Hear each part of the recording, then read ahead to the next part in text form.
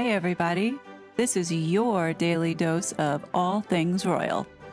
Welcome back, my gorgeous good-looking friends.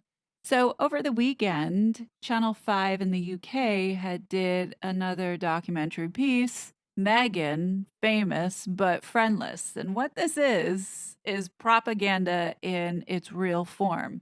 Apparently, someone paid for this, and what they're trying to do is justify and normalize not only the lies that Meghan had been telling this whole entire time, but the reason why she has lost her friends. And even to a certain extent, there are the same apologists for Meghan paid to speak her praises and spin the narrative. I know it's probably just another paycheck for them, but they look incredibly stupid. Anyhow, I thought I would share this with you so you could see how they're really trying to push and change Meghan's brand. But I don't think anything is going to work here. Even this is quite pathetic. Enjoy. May the 6th, 2023. Britain welcomes a new king and queen. With all eyes on the royal family, Meghan is nowhere to be seen. Prince Harry, a lonely entrance, without his wife, missing his son's birthday to witness his father's crowning moment.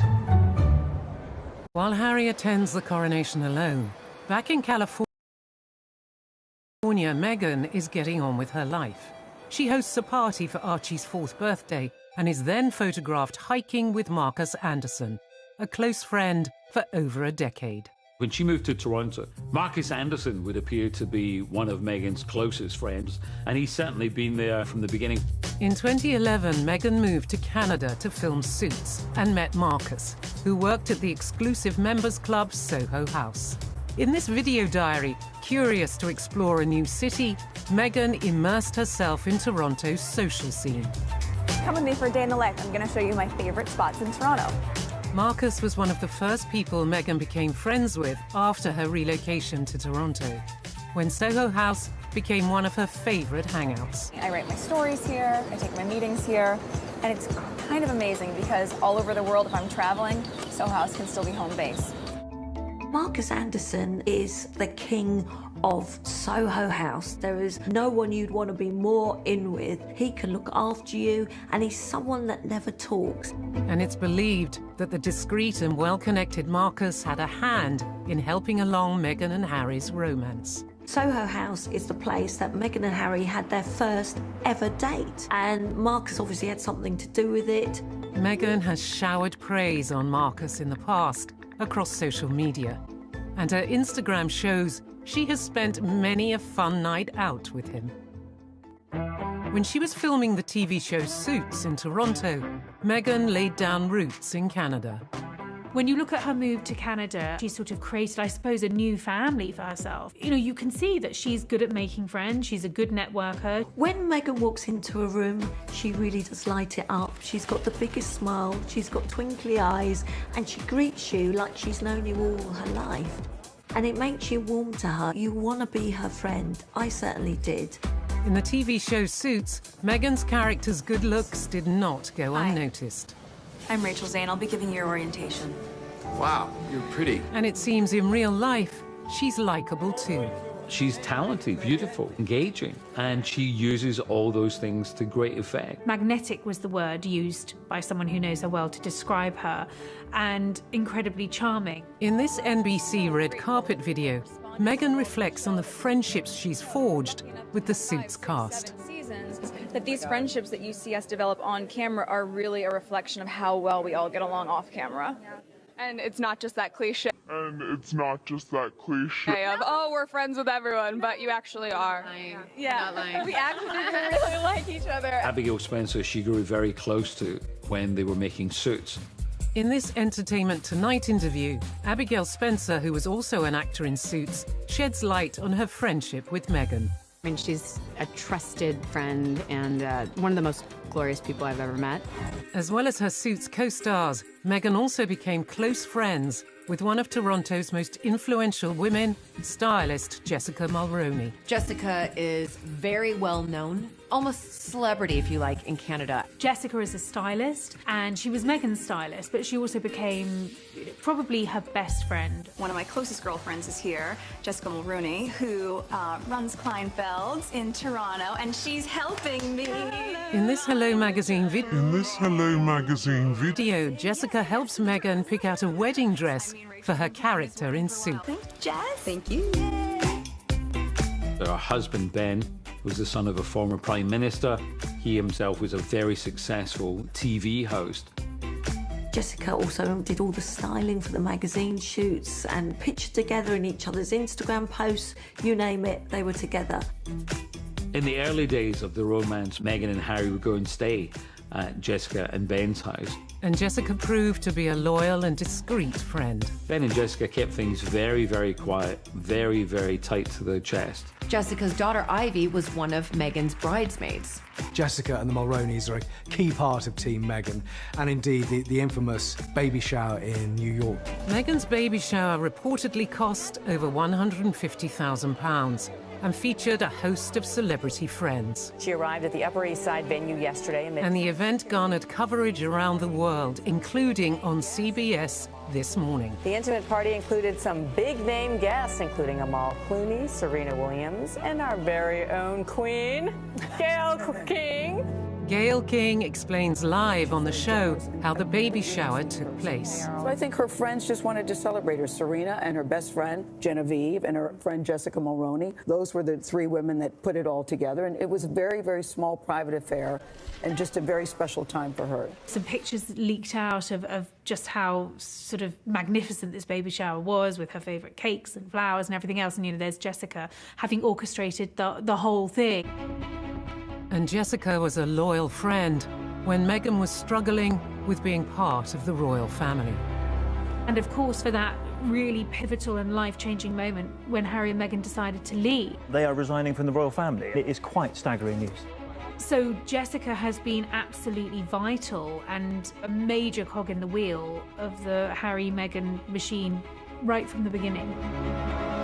In June 2020, everything changed for Jessica Mulroney.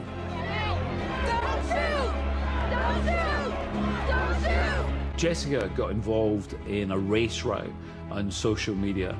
Blogger Sasha Exeter called out Jessica for comments she made regarding white privilege in the discussion about the Black Lives Matter protest. This is 2020. We're dealing with race issues everywhere, and we're also dealing with the death of George Floyd.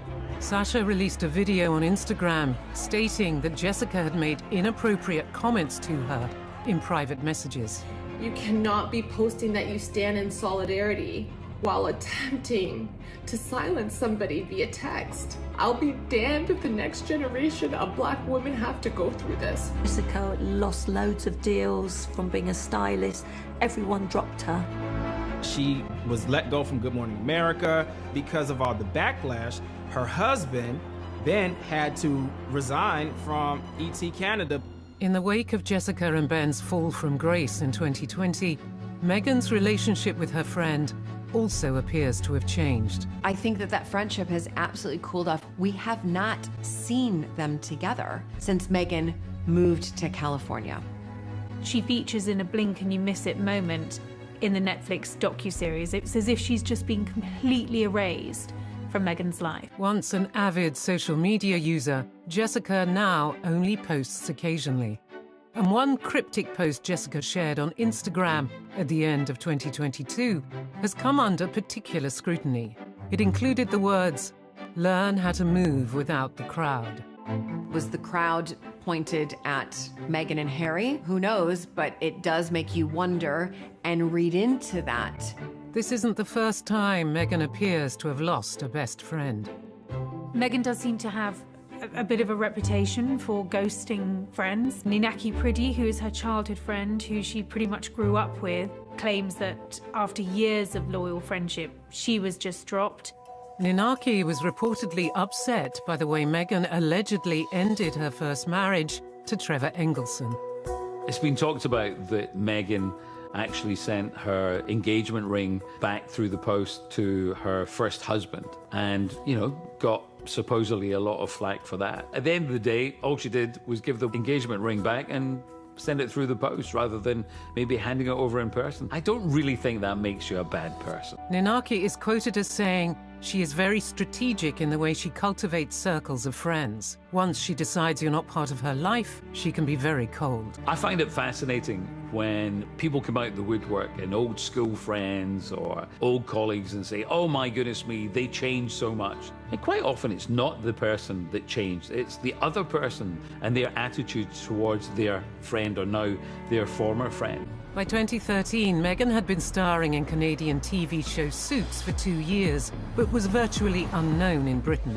It was during a trip to the UK that she met presenter Lizzie Cundy at a charity event.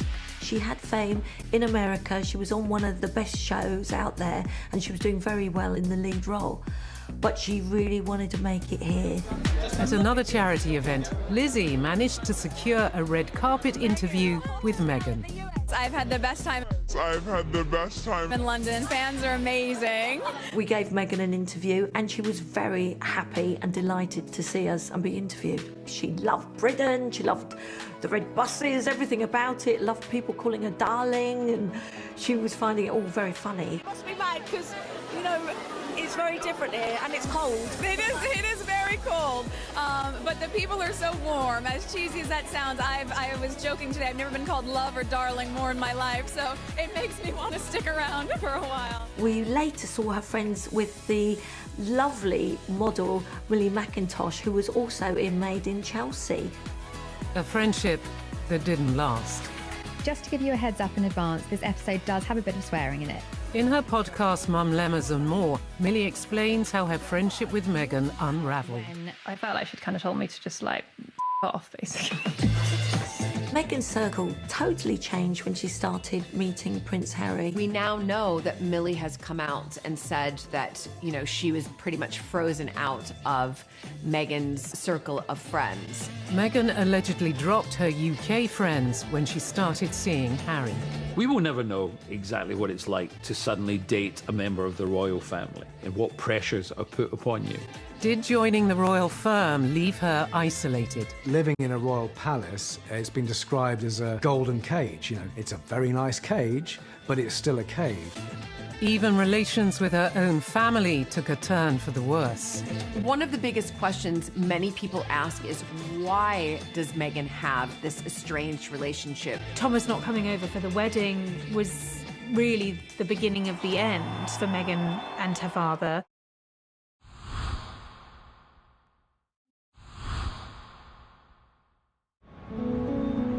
In 2016, Meghan was spending a lot of time in the UK, hitting the social scene in London. One of her new friends was the Made in Chelsea star Millie McIntosh. As Millie explains in her podcast.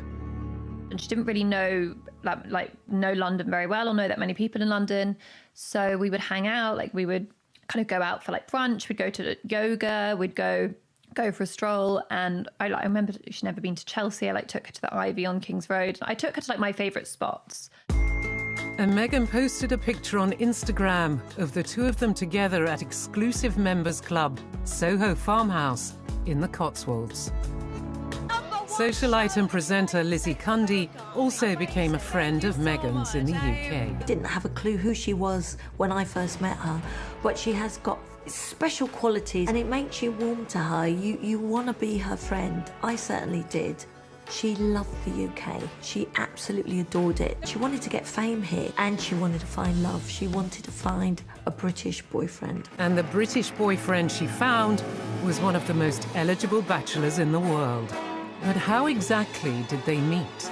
It's the mystery question. There are so many rumors circulating about who set up Meghan and Harry. Who is it? I've been told so many different names who it can be.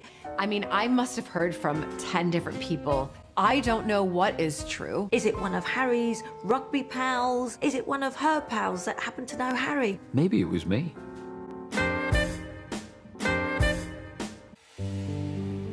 Harry clarifies in his Netflix documentary how he first laid eyes on Meghan. Someone who was a friend had this video of the two of them. It was like a Snapchat. Oh gosh, just that whole thing. It started like dog ears. Dog ears. And that's what he saw of me. There were lots of rumours about the blind date setup, but Harry, clears it up in the book, A Spare. The mystery friend had known Harry since childhood. Her name, Violet von Westenholz. I sent Violet a message. Who is this woman? Who is she, Violet? Actress. She's in a TV show called Suits. American. Yeah. What's she doing in London? Here for the tennis. What's she doing at Ralph Lauren? Violet worked for Ralph Lauren. She's doing a fitting. I can connect you guys if you like. Yes, please. But when Meghan and Harry eventually went public with their relationship, everything changed. I sent the text but realised there was something wrong and the number had changed. So many people were dropped and I totally understand why they had to be dropped. She was now a royal, the most popular royal of the royal family. And Millie McIntosh had a similar experience to Lizzie. She was pretty much frozen out of Meghan's circle of friends almost immediately after Meghan started to date Prince Harry. Concerned for Meghan's well-being, with all the media attention, Millie messaged Meghan, but was met with an abrupt reply, as she confirms in her podcast. She cut me dead. I never heard from her again. I also didn't message again because I was kind of like, I felt like she'd kind of told me to just like off basically in that message. So I just savage. So I did, and we haven't spoken since. So at the time, honestly, it was quite hurtful. Do you know? I think the reason it was painful as well was because we did get on really well, and she would, and I honestly do not wish her any bad. Like I look at it and I think it's quite funny because, but also, I think we all know it hasn't just happened to me. We will never know exactly what it's like to suddenly date a member of the royal family and what pressures are put upon you. And maybe you're advised it would be better if you weren't that friendly with that person. Things are very different from the celebrity world when you go into the royal circles. And I think for a lot of people in the public eye, life can be a lot lonelier than you imagine because you're not quite sure who to trust. And even people that may have been in your life before, are they still trustworthy? And I think when it comes to friendships, you got to be so careful. Meghan's lifestyle changed dramatically when she began living with Prince Harry at Nottingham Cottage, in the grounds of Kensington Palace. In her interview with Oprah in 2021, Meghan shared what it was like to be a member of the royal family. I haven't left the house in months. I'm everywhere, but I am nowhere. In the Oprah interview, I would say that Meghan alluded to being lonely when she entered the royal family. And again, you can completely understand that. Living in a royal palace, it's been described as a golden cage. It's a very nice cage, but it's still a cage. You can't just pop out whenever you want and do normal stuff that we all do. And on top of that, she didn't know that many people in London anyway. So it was difficult, and especially when Harry was away, she was on her own now. She felt alone. She felt imprisoned at Kensington Palace. And so I don't think that she did have a lot of friends over here in the UK. A spectacular royal wedding at Windsor followed a 2-year romance with the whole world watching. Meghan had to adjust quickly to life within the royal family and the intense media spotlight. One casualty of that was her relationship with her father. He was going to walk her down the aisle, and then he got involved with fixing up some stage photographs of him preparing for the wedding. He lied to Harry and Meghan. He told her that he wasn't behind staging these photographs and didn't get paid for them. That wasn't the case. Harry confirms Thomas Markle's deceit in his book, Spare. The photos, reportedly worth £100,000, seemed to prove beyond all doubt that Meg's father had indeed been lying. Meghan's father's breach of trust made it very difficult for him to come to the wedding. And the relationship just spiraled from that moment on. Thomas not coming over for the wedding was really the beginning of the end for Meghan and her father. One of the biggest questions many people ask is, why does Meghan have this estranged relationship? Prior to her marriage to Prince Harry, she only spoke highly of him. Growing up, Meghan and her father were close, and she often accompanied him when he was working at TV studios. He was a lighting director on General Hospital, and because of that, she wanted to be an actress. At the age of 20, in one of her first acting roles, Meghan appeared as a nurse called Jill in 2 episodes of General Hospital. Just one second. I have his chart right here, Dr. Lambert. I don't see the notation anywhere. Looking at it on paper, Thomas does seem to be a really good father. You know, he won the lottery and used that money to pay for her very expensive private education. And it seemed as if he devoted a large part of his life to the upbringing of his daughter, Meghan, to make sure she was given the best chance in life. She was daddy's little girl until daddy's little girl wanted to axe him out of her life. Just before the King's coronation, Thomas Markle gave an interview to 7 News in Australia in which he apologised for allowing himself to be used by the media and clarified current relations with Meghan. Meghan knows you've had a stroke. Of course she has to know. I'm taking it from that she hasn't called you. No. No phone call? No. How long has it been now? It's been 4 years. I weirdly felt quite sorry for him because I think he's just trying to get attention off Meghan. Meghan explained her relationship with her father in the Oprah interview. There's a lot that's been lost already. And I grieve a lot. I mean, I've lost my father. And the tit-for-tat continued. Thomas Markle responded with another interview, this time on Good Morning Britain. She didn't lose me. I would have always been there for her. I'm there for her now if she wants me. I see a man that has to go through the media to reach out to his daughter because Meghan refuses to communicate with him. No matter whose side you're on or what you think, it's heartbreaking for me when you look at a father and a daughter and you want there to be some kind of reconciliation. In the Good Morning Britain interview, Thomas gave his view on Meghan's attitude. Biggest problem here is she's pretty much ghosted all of her family. People were very surprised that she only had her mother at the wedding, and you know, when you look back at that footage and you see Doria as the only family member, she cut such a lonely figure, not having any family support there at all. Most of Meghan's family may have been missing from the wedding, but it was a star-studded affair full of A-listers, some of whom had never met Harry or Meghan before. I do remember being struck by this stream of Hollywood stars. For Hollywood, the invitation to a royal wedding doesn't come around very often, if at all.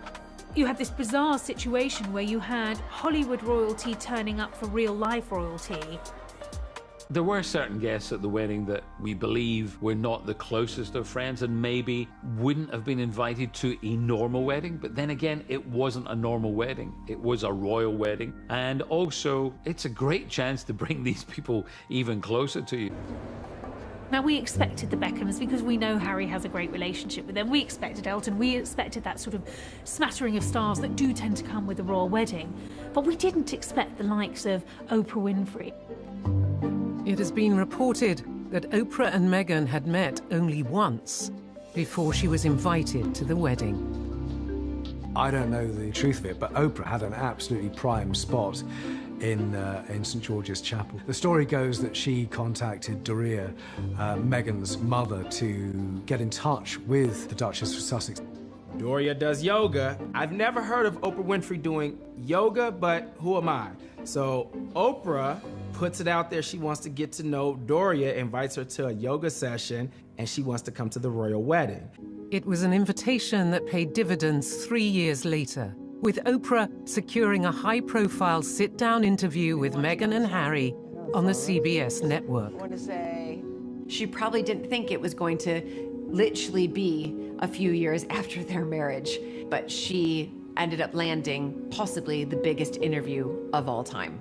The now somewhat legendary interview between Oprah and Meghan, it was the interview that everyone absolutely wanted. The coverage that Meghan got is immeasurable in terms of press, in terms of social media.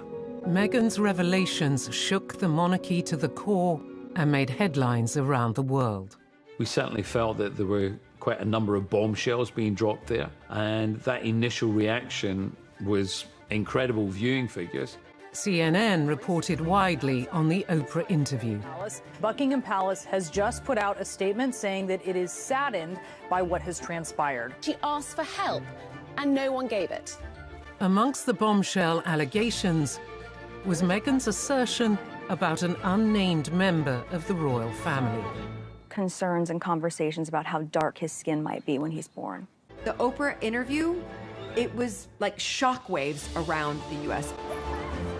It landed the royal family at the centre of the biggest row of all, this awful racism row. A few days after the interview, a stunned Prince William publicly leapt to the royal family's defence. And can you just let me know, is the royal family a racist family, sir? We're very much not a racist family. The Queen eventually issued a statement, famously saying that recollections may vary, but by that point, the damage had been done. And while recollections may indeed vary between the Sussexes and the royals, as this Chris Rock comedy clip shows, there were a range of views over the alleged comments. They're so racist. They wanted to know how brown the baby's gonna be. I'm like, that's not racist. Because even black people want to know how brown the baby gonna be. From falling out with her own family to burning bridges with the royal family. Meghan has ruffled a lot of feathers within the royal family. How has the royal rift affected her public standing? My understanding is that America's getting a bit wary of it and questioning the motives around continuing to bring the royal family down. Has Meghan underestimated how important these royal connections are for her profile and career? For Harry and Meghan and their currency in California, that closeness to the crown is absolutely essential. In 2020, Harry and Meghan left the royal family and started a new life in California. But their American dream is not turning out as they expected. In June this year, it was announced the podcast deal between the Sussexes and audio streaming company Spotify was ending. The simple fact of the matter is that you may be a big, big star, but you're not always going to be a big, big star. The Spotify deal falling through is a blow. There's no doubt about it. I mean, anyone losing any kind of deal is a blow. And it comes after 2 years of explosive revelations from Meghan and Harry that have only deepened the rift between the couple and the royal family. Obviously, the relationship is somewhat fractured, and maybe that's even putting it a little mildly at the moment, between Meghan and the royal family. There's no relationship at the moment. I mean, that's clear. They are estranged. It's really sad. Some of the most damaging allegations came in Meghan's exclusive interview with her friend, Oprah Winfrey. I came to understand that not only was I not being protected, but that they were willing to lie to protect other members of the family. But 2 years on, there has been speculation that her friendship with Oprah has cooled. On CBS's morning show a few weeks before the coronation, Oprah shared her thoughts on whether the couple should attend. And she also made a surprise revelation. I think they should do what they feel is best for them and for their family. That's what I think. That's what the bottom line, it comes down to, what do you feel like is the right thing for you? Okay. Yeah, they haven't asked me. They haven't my asked opinion. you? No, they have not. The fallout with the royal family ultimately undermines the very thing that makes Meghan unique in Hollywood. I think it's interesting how much they do still need, in my opinion, to be known as royals, because that is the USP for them, especially here in America. Many Many people ask, if you're so anti-royal and you're attacking the royal family over and over again, why is she still using her title? And without that platform and foundation, and if it goes away, I think a lot of what Meghan wants to do in her career in the future might fall away as well. If you're not a royal, then what are you? You're just yet another actor, or you're another person pushing a show. Insiders claim that in Hollywood, it's all about networking and making friends with the right people. With Meghan, if she's got a friend who's a big star, then it keeps Meghan's profile high. Obviously, Meghan, being a royal now as well, will then elevate them. And while many of Meghan's earlier friendships may have fallen by the wayside, she's been making new friends with stars who can help with her ambitious plans. In 2014, 4 years before joining the royal family, Meghan launched a lifestyle and travel blog called The TIG. I think Meghan's website, The TIG, is important because it showed she had a life, an interest, and a dynamism outside of the acting world. And it could explain why she was recently seen having lunch with Hollywood royalty Cameron Diaz and Gwyneth Paltrow, who is also a big player in the health and well-being industry. Now, they both have, in one sense, the same path that Meghan wants to take. Gwyneth Paltrow is not only a very famous Oscar-winning actress, but also well known for her business acumen. So it makes sense that if she were to sort of have celebrity friends in California, those would be the friends that she would choose. And it was clear right from the TIG's launch at New York Fashion Week that Meghan hoped to emulate Gwyneth Paltrow's lifestyle brand. It's like her own little mini goop. Yeah, I guess in many ways, yeah. I mean, And you would imagine that they're trading off each other quite a lot, whether it be with contacts, whether it be with ideas. But again, it's showing the world, I think, that there's more to them than just being an actor. And Meghan's plans might extend further than growing her personal brand. What Harry and Meghan do next is going to be fascinating. It's got to now be about the good work that they do. It's got to now be about philanthropy and about Archwell. Women's education, girls' education, women's empowerment are key themes of Meghan's charity work. And Meghan's friendship circle extends beyond Hollywood celebrities. In May 2023, Meghan was awarded a prestigious Women of Vision Award by her friend Gloria Steinem. Gloria Steinem, very well known in America, very much at the forefront of feminist movement. To my friend Gloria, for the inspiration that you are.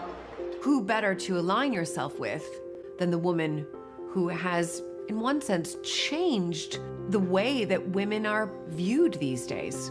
But is it possible that Meghan's ambitions are much bigger than conquering the world of show business or changing lives through her philanthropy? In terms of Meghan's next move, I find it fascinating because I really would love to sit down with Meghan and interview her and just say, right, come on, what exactly is there an end game? Meghan's next move may be a move back into acting. Personally, I find that hard to imagine. I think it's more likely that she's going to exec produce for services like Netflix.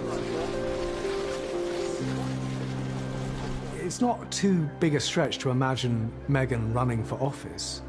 And, you know, who knows? If she becomes governor of California, well, Ronald Reagan was governor of California, and look what happened to him.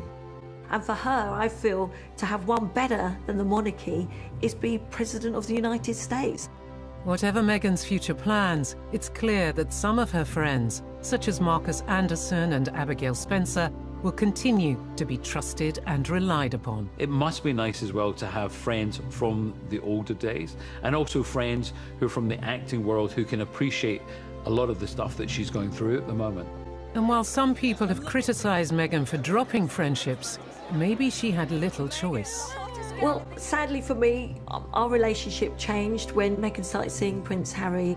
With Meghan, she does seem to have form for just extinguishing people and ghosting them out of her life. I get it because things are very different from the celebrity world when you go into the royal circles. And I totally understand that because it's a very, very different life. But one thing is certain, Meghan will be making connections to help her realize her visions. She definitely has an agenda. Meghan has always had an agenda. She's a good networker, and she seems to always have friends in the right places and friends who turn up for her. She is the Duchess of Sussex. She is the King's daughter-in-law. And she also lives in Hollywood and is surrounding herself with these celebrity friends and political friends as well. For Meghan, it's very crucial she gets seen with the right people. And for her, that's what it's all about. And what Meghan wants, Meghan usually gets. There are surprising stories hidden behind the walls of the iconic Buckingham Palace. Such a fraud.